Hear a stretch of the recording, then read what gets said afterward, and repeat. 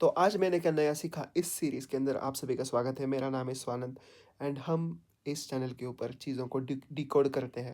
And आज मेरे पास एक बुक है एंड वो बुक मैं आप लोगों को दिखा दूँ। दिस इज़ अ बुक जिसमें मैंने बहुत सारी चीज़ें लिखी है बहुत टाइम से एंड मैं आप लोगों को आज एक क्रेज़ी स्टोरी सुनाने वाला हूँ। एंड आज स्टोरी है सक्सेस स्टोरी ऑफ चाइना की।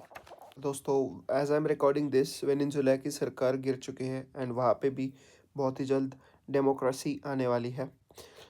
Anyways, this is episode 3 or whatever this is. It is a podcast sometimes, it is a video sometimes, and it is about China, origin of China. So दोस्तों देख लीजिए, China almost India जब independent हुआ था उसी के time पे हुआ था।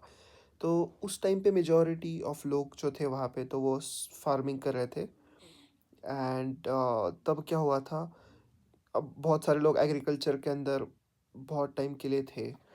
So what Chinese government actually did was they invested in skills and also they invested in cash crops. And उसके बाद अब मैं इंडिया के बारे में बात नहीं करूँगा, अब मैं सिर्फ चाइना के बारे में बात करने वाला हूँ क्योंकि चाइना का जीडीपी हमारे से पाँच पाँच टाइम्स ज़्यादा है। तो आप आपके हिसाब से देख लो कि इंडिया ने क्या गलत किया क्या सही किया।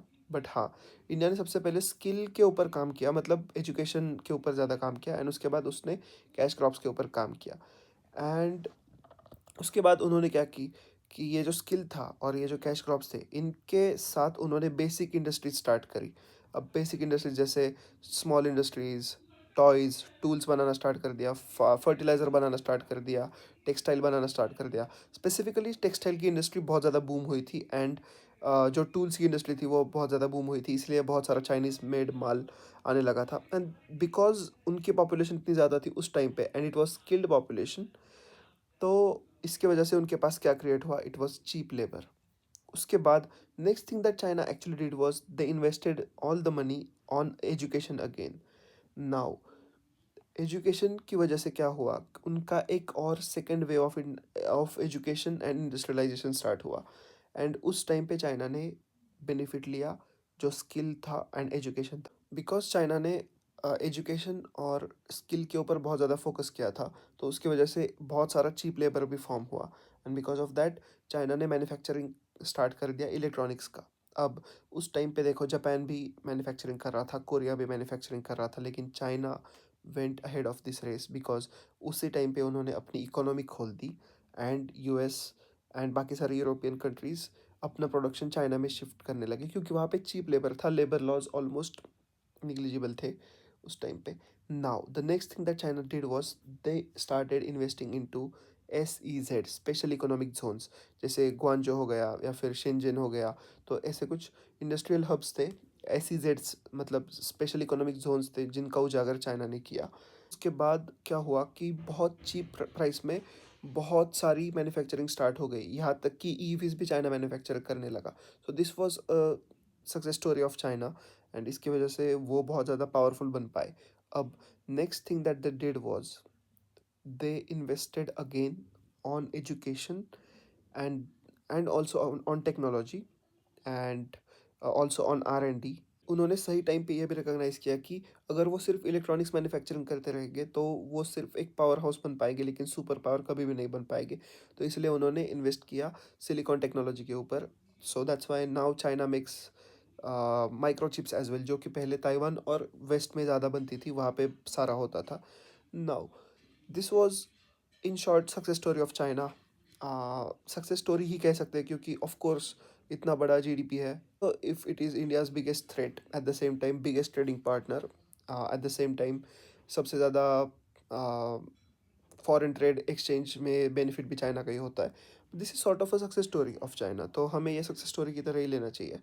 एंड अब जानते हैं कि इंडिया ने क्या गलत किया। इंडिया उसी टाइम पे इंडिया का भी कैसा था, फार्मिंग के ऊपर ही बहुत ज़्यादा हम थे।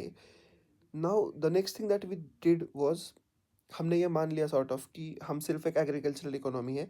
उसके बाद India invested into education and skill and उसके बाद we directly skip in the entire manufacturing generation. अभी ये मैं अभी सीख रहा हूँ, ठीक है, अभी सीख रहा हूँ, वैसे आपके साथ भी बात कर रहा हूँ। सो मुझे क्या दिख रहा है, India skip the entire industrialisation and India directly jumped into service sector, क्योंकि हमारे पास भी चीप लेबर था एंड हमारे पास एजुकेशन भी था चाइना से थोड़ा सा पहले। सो दैट्स वाई हमारे यहाँ पे मैन्युफैक्चरिंग की जगह पे बहुत सारे सर्विस, जो टर्शरी सर्विस प्रोवाइडिंग जो था, तो वो हमारे यहाँ पे आ गया। सो आई थिंक दैट्स वाई हमारा इंडस्ट्रियलाइजेशन और हमारे पास जो मैन्युफैक्चरिंग पावर है वो थोड़ा सा कम है रिलेटिवली टू चाइना। बहुत ही ज़्यादा कम है वैसे भी, क्योंकि शर्ट के बटन्स, जिप्स, ये भी चाइना में बनता है dude. So it's way less than what China has did. So I think हमें ये करना नहीं चाहिए था, हमें भी इंडस्ट्रियलाइजेशन के ऊपर ज़्यादा फोकस करना चाहिए था, तो शायद आज हम चाइना के आसपास भी होते। बट एनीवेज, इंडिया के कुछ प्रोग्राम्स है जैसे make in India, made in India, total transfer of technology, which is sort of a myth according to me, but ठीक है। Total transfer of technology, also incentivised special economic zones जो हर जगह पे होते हैं। तो आई थिंक इन चीज़ों की वजह से इंडिया में भी इंडस्ट्रियलाइजेशन हुआ, बट वो बहुत ज़्यादा लिमिटेड हुआ क्योंकि हमारे में थोड़ा सा सिस्टम में फॉल्ट्स थे। Anyways, China won it, and China realise the potential of industrialisation and did it before us.